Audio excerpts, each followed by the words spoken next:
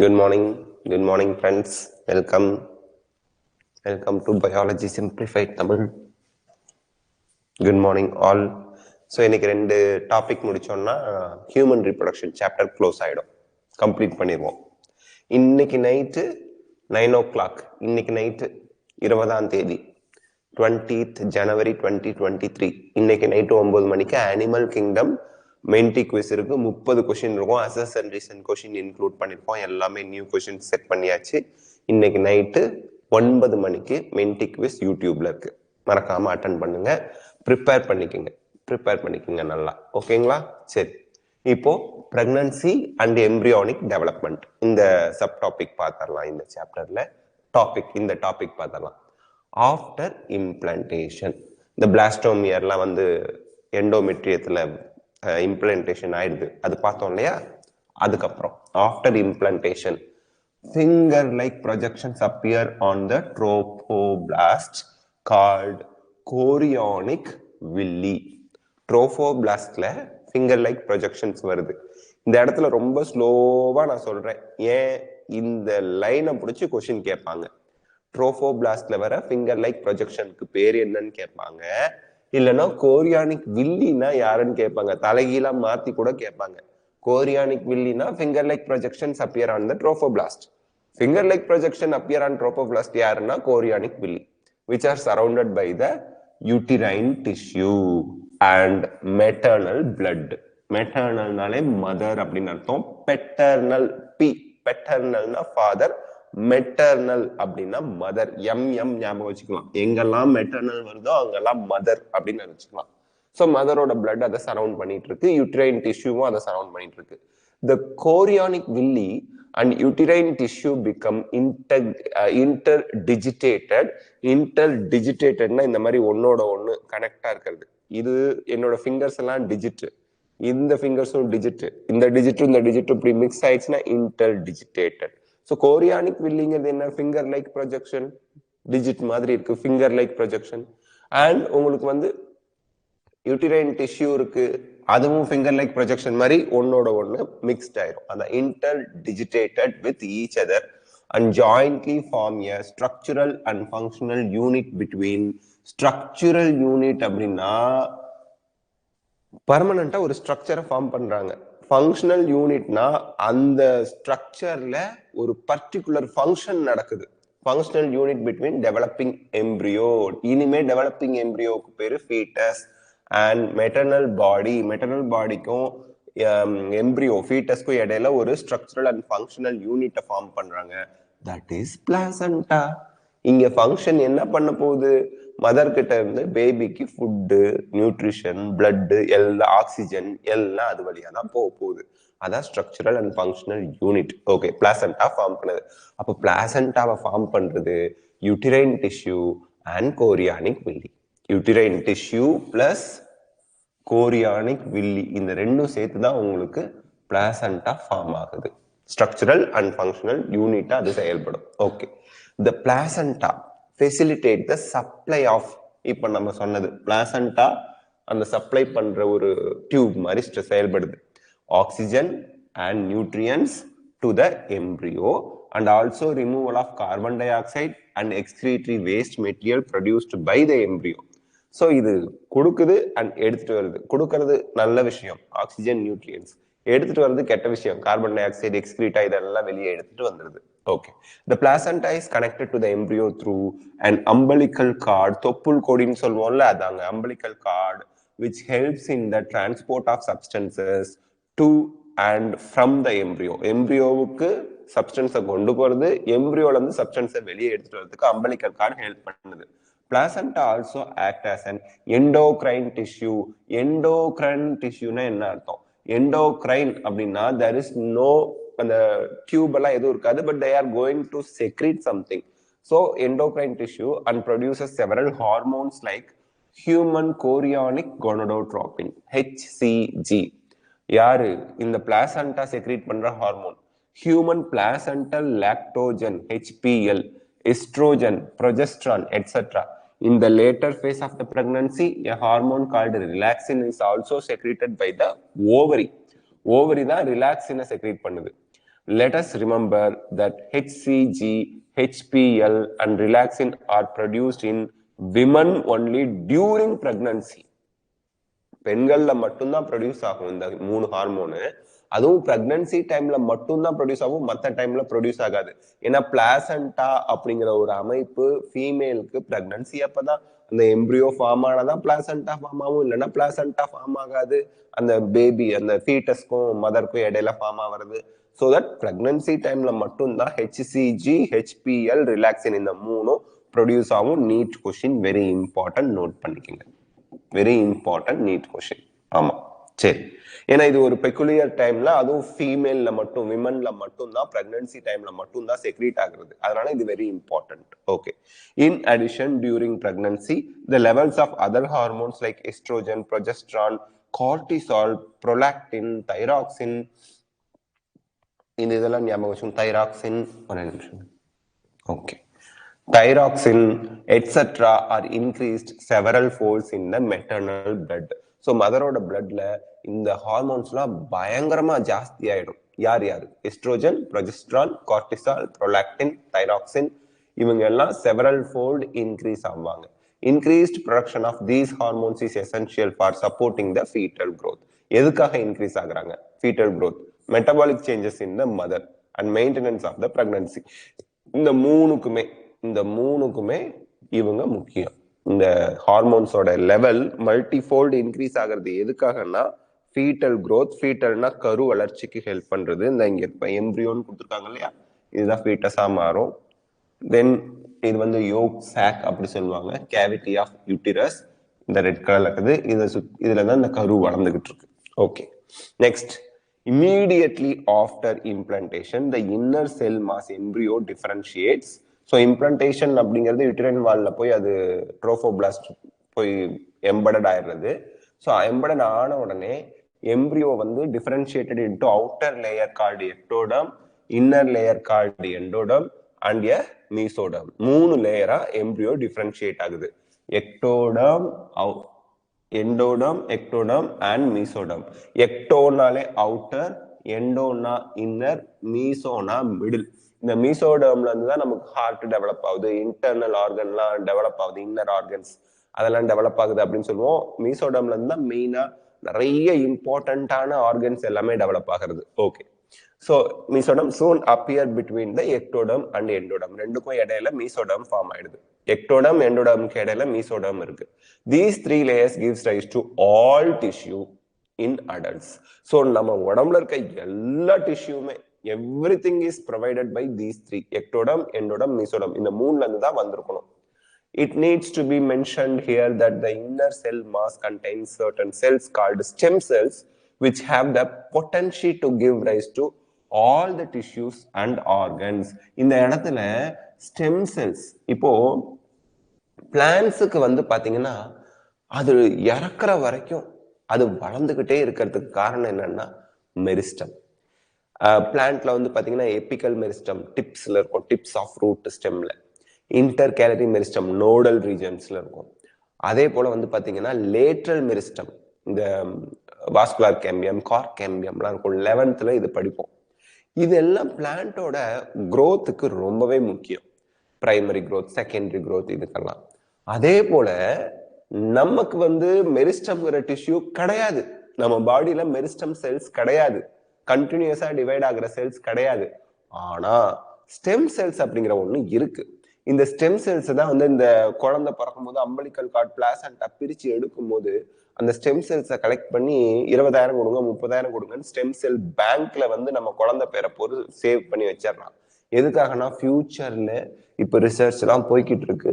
ஃபியூச்சர்ல அந்த ரிசர்ச் எல்லாம் சக்சஸ் ஆனிச்சுன்னா அந்த குழந்தை பெரியவனாய் வளர்ந்து ஏதோ ஒரு ஆக்சிடென்ட் இல்லை சம்திங் நமக்கு வந்து அந்த ஆர்கன் ஃபெயிலியர் ஆயிடுது, ஏதாவது ஒரு ப்ராப்ளம் வந்துச்சுன்னா அந்த ஸ்டெம் செல்லை எடுத்து அந்த ஸ்டெம் செல் ட்ரீட்மெண்ட் மூலியமா அந்த குழந்தைக்கு ஏதாவது பண்ண முடியுமா, அவங்களோட ஆர்கனை டெவலப் பண்ண முடியுமா, அல்லது கேன்சர் மாதிரியான டிசீஸ்லாம் வந்தா ட்ரீட் பண்ண முடியுமா அப்படிங்கிறது ஃபியூச்சர்ல அப்படி பண்ண முடிஞ்சா அந்த ஸ்டெம் செல்லை எடுத்து அவங்களுக்கு ட்ரீட் பண்ணிக்கலாம். அதனால அந்த ஸ்டெம் செல்லை நாங்கள் ப்ரிசர்வ் பண்ணி வைக்கிறோம் அப்படின்னு சொல்லி ஸ்டெம் செல், ஸ்டெம் லைஃபோ என்னமோ லைஃப் லைனோ என்னமோ அந்த மாதிரி ஒரு கம்பெனிலாம் வாங்கி அதை ப்ரிசர்வ் பண்ணி வைக்கிறாங்க. இப்போ எல்லா பிரெக்னன்சி ஹாஸ்பிட்டல் அந்த கைனகாலஜிஸ்ட் ஹாஸ்பிட்டல்லயும் அவங்க வந்துடுறாங்க.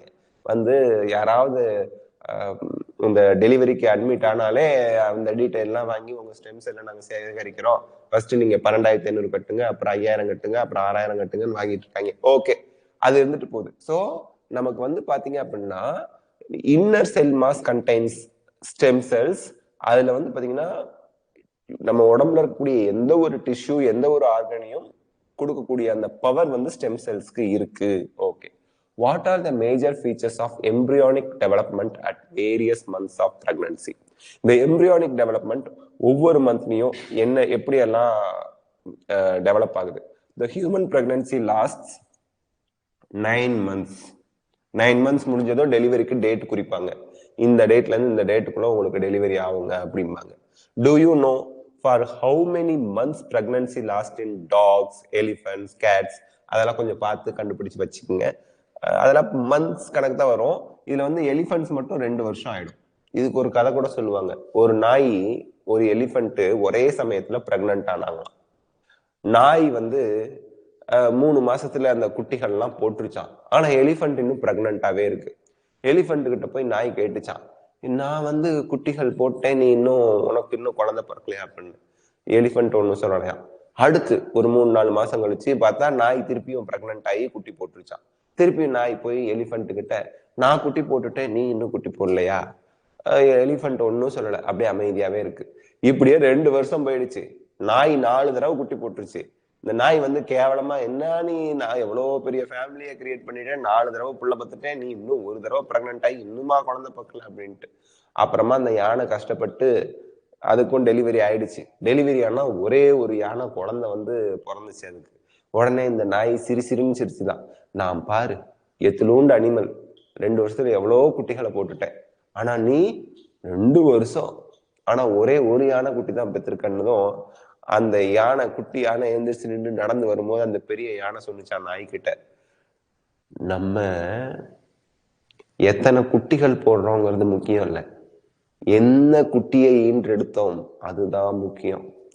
நான் 2 வருஷம் பொறுமையா இருந்தாலும் எனக்கு பிறந்தது யானை, நாங்க நடந்து போனா எல்லாம் வழி விட்டு போய் தான் ஆகணும். நாய் நாய் தான், யானை யானை தான் அப்படின்னு சொன்னிச்சான். இந்த மாதிரி நம்ம சில விஷயங்களுக்காக பொறுமையா இருக்கிறதுல தவறு இல்லை. இப்ப சில குழந்தைகள்லாம் ரிப்பீட் பண்ணும்போது பயப்படுவீங்க. இப்ப நம்ம ஃப்ரெண்ட்ஸ் எல்லாம் வந்து போய் ஒரு அடுத்த கோர்ஸ் சேர்ந்து படிச்சுட்டு இருக்காங்களே, நம்ம வந்து அப்படி பயப்படக்கூடாது. எந்த ஒரு கோர்ஸையும் இங்க நம்ம குறையா சொல்லல. பட் த திங் இஸ், நீங்க உங்களோட சாய்ஸை எடுத்து நீங்க டாக்டர் ஆகணும்னு நினைச்சு ஒரு விஷயத்துல இறங்கி அதுக்கு முயற்சி செய்யறீங்கன்னா அதை நினைச்சு ஃபீல் பண்ணக்கூடாது, பேடா ஃபீல் பண்ணக்கூடாது. எப்படி இருந்தாலும் ரிசல்ட் நல்லபடியா வந்துச்சுன்னா கெத்து தானே, அப்படி நினைச்சுக்கணும். பாசிட்டிவா திங்க் பண்ணணுங்கிறதுக்காக இதை சொன்னேங்க. ஓகே, இந்த எலிஃபென்ட் டாக் கேட்லாம் வந்தது அந்த கதை ஞாபகம் வந்துருச்சு. Find out in human beings after 1 month of pregnancy. So அதை ஃபைண்ட் அவுட் பண்ணுங்க. Dog, elephant, cat. In human beings after 1 month of pregnancy the embryo's heart is formed. 1 monthல ஹார்ட் ஃபார்ம் ஆகுது. Question, NEET question. 1 month of பிரெக்னன்சில எம்ப்ரியோல உங்களுக்கு heart form ஆகும். அந்த scan பண்ணும்போது இதய துடிப்பு தான் முதல்ல செக் பண்ணுவாங்க. இதய துடிப்பு இருக்குதா, 1 monthல இதய துடிக்க ஆரம்பிச்சிருச்சு, உங்களுக்கு கரு ஃபார்ம் ஆகி நல்லா ஆரோக்கியமா இருக்கு கரு அப்படின்னு கைனகாலஜிஸ்ட் சொல்லுவாங்க. The first sign of growing fetus may be noticed by listening to the heart sound carefully through the stethoscope. இதுதான் ஃபர்ஸ்ட். இதய துடிப்பு இருக்குதா, நாடி துடிப்பை பிடிச்சி பார்க்கும் அந்த காலத்துல கிழவிங்க எல்லாம். அந்த படத்துல 2 நாடி துடிப்பு கேக்குது, அப்போ இவங்க பிரெக்னெண்டா இருக்காங்க, மசக்கை ஆயிட்டாங்க அப்படிம்பாங்க. Okay, by the end of the 2nd month of pregnancy the fetus develops limbs and digits. விரல்கள், டிஜிட்ஸ்னா லிம்ஸ்னா கை கால் விரல்லாம் 2வது மாசம் முடிஞ்சது ஃபார்ம் ஆயிடும். by the end of 12 weeks, அதாவது ஃபர்ஸ்ட் ட்ரைம்ஸ்டர், 3 மாசம் முடிஞ்சிருச்சு. 12 weeksனா 3 மாசம் ஆயிடுச்சுன்னு அர்த்தம். Most of the major organ systems are formed. For example, the limbs, external genital organs. ஆனா பெண்ணான்னு தெரிஞ்சிடும் 3 மாசம் கழிச்சு. ஆனா அதை சொல்லக்கூடாதுங்கிறது Indian law. Okay, they are well developed. The first movements of the fetus and appearance of hair on the head are usually observed during 5th month. 5வது மாசத்துல நமக்கு ஃபீட்டஸ்ல ஹேர், ஹெட், சாரி தலையில ஹெட் எல்லாம் வந்துருது. இது ஆல்ரெடி கேட்டிருக்காங்க பாத்துங்க. ஃபீட்டஸ்ல appearance of hair and head எத்தனாவது மாசம்? 5வது மாசம். 5வது மாசத்துல தலையில முடி வந்துடும். By the end of about 4 weeks at 24 weeks, அதாவது செகண்ட் ட்ரைம்ஸ்டர். இந்த ட்ரைம்ஸ்டர்னா 3 மாசம். 6வது மாசம் செகண்ட் ட்ரைம்ஸ்டர், 9வது மாசம் 3வது ட்ரைம்ஸ்டர். இந்த இப்பெல்லாம் 8th ஸ்டாண்டர்ட் 6th ஸ்டாண்டர்ட் சொல்றாங்க ஃபர்ஸ்ட் ட்ரைம்ஸ்டர், செகண்ட் ட்ரைம்ஸ்டர். அவங்களுக்கு கூட அந்த எக்ஸாம் எழுதுறதுக்கு சொல்லுவாங்க. அந்த மாதிரி 3 மாசம் கழிச்சு எக்ஸாம் வைப்பாங்க. அது the body is covered with fine hair, eyelids, கண்ணுல இமைகள்லாம் செகண்ட் ட்ரைம்ஸ்டர்ல வந்துருது. ஐலிட் செப்பரேட் ஆகுது. அண்ட் ஐ லேஷஸ், ஐலிட் கண்ணு ஓப்பன் ஆகி அந்த ஐ லேஷ்னா கண்ணுல இருக்கக்கூடிய இந்த முடி, கண்ணை மூடிட்டு இருக்கும் போது வருது முடி இருக்கு இல்லையா, அது இமைகள்ல அது formed. By the end of 9 months of pregnancy, the fetus is fully developed and is ready for delivery. 9 monthsல கரு முழுசா டெவலப் ஆகி டெலிவரி ஆகிறதுக்கு ரெடியா இருக்கு. ஸோ அப்போ அதோட கண்டினியூஷன் பார்ச்சுரிஷன் அண்ட் லாக்டேஷன். பார்ச்சுரிஷன்னா குழந்தை பிறக்கிறது, லாக்டேஷன்னா அவங்களுக்கு ஃபீட் பண்றது. ஏன்னா பிறந்த குழந்தைக்கு நம்ம feeding mother milk is very very very important for the proper health and growth of the baby. Compulsorily the average duration of human pregnancy is about 9 months. சில பேருக்கு 8.5 மாசம் 9.25 மாசம் கொஞ்சம் முன்ன பின்ன இருக்கலாம். பட் ஆவரேஜ் டியூரேஷன் வந்து 9 months, which is called the gestation period. எது அந்த பிரெக்னன்சி பீரியடுக்கு பேரு. அந்த 9 months பிரெக்னண்டா இருக்காங்க இல்லையா, அதை gestation பீரியட்ங்கிறோம். vigorous contraction of uterus at the end of pregnancy causes expulsion or delivery of the fetus. So குழந்தை கரு நல்லா ஃபுல்லா வளர்ந்துருச்சு 9 மாசத்துல, அவங்க வெளியே வரணும் அப்படின்னா பயங்கரமான கான்ட்ராக்ஷன், மஸ்குலர் கான்ட்ராக்ஷன் இருந்தாதான் குழந்தை வந்து வெளியே வரும். Parturition is induced by a complex neuroendocrine mechanism. nervous systemமும் and endocrine systemமும். endocrine systemனா பர்டிகுலர் ஹார்மோனை அதை செக்ரேட் பண்ணும். the signals for parturition originates from the fully developed fetus and the placenta, which induces mild uterine contraction called fetal ejection reflex. So இந்த இடத்துல fetus and placenta இந்த ரெண்டுமே வந்து மைல்டு யூட்டரைன் கான்ட்ராக்ஷனை ஏற்படுத்துறதுனால fetal ejection reflex, அதாவது அந்த பிரசவ வலி லைட்டா ஆரம்பிக்கும். சில பேருக்கு அந்த பிரசவ வலிதானான்னு தெரியாது, கன்ஃபியூஷன் ஆவாங்க. சில பேருக்கு அந்த வலி, அந்த மைல்டு இஜெக்ஷன் ரிஃப்ளெக்ஸ் தெரியாம இருப்பாங்க, ஆனா அது பிரசவ வலி தான், லைட்டா தான் ஆரம்பிக்கும். This triggers release of oxytocin from the maternal pituitary. மெட்டர்னல்னா மதரோட பிட்யூட்ரி கிளாண்ட்ல இருந்து ஆக்சிடோசின் செக்ரீட் ஆகுது. இந்த ஃபீட்டல் இஜெக்ஷன் ரிஃப்ளெக்ஸ் மைல்டா ஏற்படும் போது oxytocin acts on the uterine muscle and causes stronger uterine contraction. So mild contraction mild pain கொடுக்கும். stronger contraction vigorousா அப்போ வந்து கான்ட்ராக்ட் ஆகுது யூட்டரைன் வால். அப்போ வந்து அங்க வலி இன்க்ரீஸ் ஆகி பயங்கரமா பிரசவ வலி ஜாஸ்தி ஆயிடும், வலியில துடிக்க ஆரம்பிச்சிருவாங்க. which in turn stimulates further secretion of oxytocin. வலி ஜாஸ்தி ஆகும் போது இன்னும் ஆக்சிடோசின் செக்ரீட் ஆகிறது இன்னும் ஜாஸ்தி ஆகும். The stimulatory relax between uterine contraction and reflex, not relax, reflex. The stimulatory reflex between uterine contraction and oxytocin secretion continues, resulting in stronger and stronger contraction. So contraction ஆக ஆக்சிடோசினோட secretion இன்னும் ஜாஸ்தி ஆகுது. திருப்பி contraction, oxytocin secrete ஆகுது, contraction, oxytocin இன்னும் secrete ஆகுது. So இது continue ஆகிக்கிட்டே இருக்குது. அண்ட் உங்களுக்கு கான்ட்ராக்ஷன் வந்து இன்னும் ஸ்ட்ராங்கர் அண்ட் ஸ்ட்ராங்கர் ஆகுது, பிரசவ வலி ஜாஸ்தி ஆகிட்டே போகுது படத்துல காமிக்கிற மாதிரி. Okay, this leads to expulsion of baby out of the uterus through the birth canal. Cervix and vagina அது ரெண்டையும் சேர்ந்தானே பர்த் கெனால், அது வழியா குழந்தை வெளியே வருது. ஓகே, அதை தான் பார்ச்சுரிஷன் சொல்றோம். இப்ப குழந்தை பர்த் கெனால் வெளியே வராங்க இல்லையா, that is what called parturition. Soon after the infant is delivered, the placenta is also expelled out of the uterus. So placenta வெளியே தள்ளிடும் யூட்ரஸ்ல இருந்து வெளியே வந்துடும். What to you think the doctors inject induce delivery? இப்போ சில பேருக்கு 9 months ஆயிடுச்சு, பிரசவ வலி வரல, குழந்தையோட தலை திரும்பல, குழந்தை பிறக்கிறதுல அவங்களுக்கு பிரச்சனை இருக்கு. அப்ப குழந்தை பிறக்கிறதுக்கு ஆப்ரேஷன் பண்ணணும். ஆப்ரேஷன் பண்றதுக்கு பிரசவ வலி வரணுமா வரக்கூடாதா? வரணும். பிரசவ வலி வராம ஆப்ரேஷன் பண்ண மாட்டாங்க, பண்ணக்கூடாது. பிரசவ வலி வராம ஆப்ரேஷன் பண்ண மாட்டாங்க. ஈவன் சார் வயிறை கிழிச்சு குழந்தைய எடுத்துட்டு வயிறை தச்சிட போறாங்க, இதுக்கும் பிரசவ வலிக்கு என்ன சம்பந்தம்? அதெல்லாம் கிடையாது. பிரசவ வலி வந்தாதான் குழந்தைய ஆப்ரேட் பண்ணி எடுப்பாங்க. ஆனா அவங்களுக்கு பிரசவ வலி வரல, 9 மாசம் ஆயிடுச்சு, குழந்தை தலை திரும்பல, குழந்தைய வெளியே எடுக்கிறது கஷ்டமா இருக்கு, அப்ப ஆப்ரேஷன் பண்ணணும். அப்ப கூட அந்த டாக்டர் இன்ஜெக்ஷன் போடுவாங்க, பிரசவ வலி இன்ஜெக்ஷன். பிரசவ வலி வர வச்சுட்டு தான் அப்புறமா அந்த ஆப்ரேஷன், அந்த அனஸ்தீசியா கொடுத்து ஆப்ரேட் பண்ணி குழந்தைய வெளியே எடுக்கிறாங்க. சரி சார், இப்போ குழந்தை தலை திரும்பிடுச்சு, குழந்தை வெளியே வரதுக்கு ரெடியா இருக்கு, ஆனா பிரசவ வலி வராம இருக்குமா? அப்படியெல்லாம் பிரசவ வலி வரல, டைம் கரெக்டா ஆயிடுச்சு அப்படின்னு டாக்டர் கெஸ் பண்றாங்க அப்படின்னா ஆக்சிடோசின் இன்ஜெக்ஷன் கொடுத்தாங்கன்னா, ஹார்மோன் இன்ஜெக்ஷன் வெளியில இருந்து கொடுத்தாங்கன்னா அந்த குழந்தை பிறக்கிறது தூண்டி விடுற மாதிரி இன்ஜெக்ஷன் போடுவாங்க பிரசவ வலி வரத்துக்கு. Okay, next. ஆனா ஆபரேஷன் பண்றதுக்கு தான் பிரசவ வலி வரதுக்கு ஆக்சிடோசின் போடணும்னு அவசியம் இல்லை. சில பேருக்கு ஆக்சிடோசின் இன்ஜெக்ஷன் போட்டு நார்மல் டெலிவரியும் ஆகும், அந்த பிரசவ வலி இந்த கான்ட்ராக்ஷன் அதிகப்படுத்தி.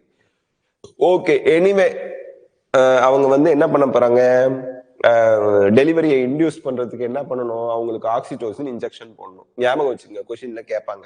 Okay, the mammary glands of the female undergo differentiation.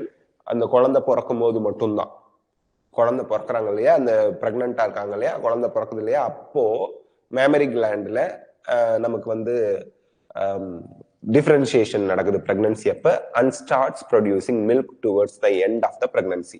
So pregnancy முடிகிறப்ப, அதாவது டெலிவரி சமயத்துல குழந்தை டெலிவரி ஆகுறாங்க இல்லையா, அப்பதான் மில்க் ப்ரொடியூஸ் பண்றாங்க by the process called lactation. So milk produce பண்ற அந்த ப்ராசஸ்க்கு பேரு lactation. lactation அப்படினாலே மில்க்னு அர்த்தம். lactation, secretion of milk. This helps the mother in feeding the newborn. புதுசா பிறக்கிற குழந்தைக்கு, பிறந்த குழந்தைக்கு ஃபீட் பண்றதுக்கு, குழந்தைக்கு அந்த ஃபீடுனா ஊட்டி விடுறது, அதான் ஃபீடு.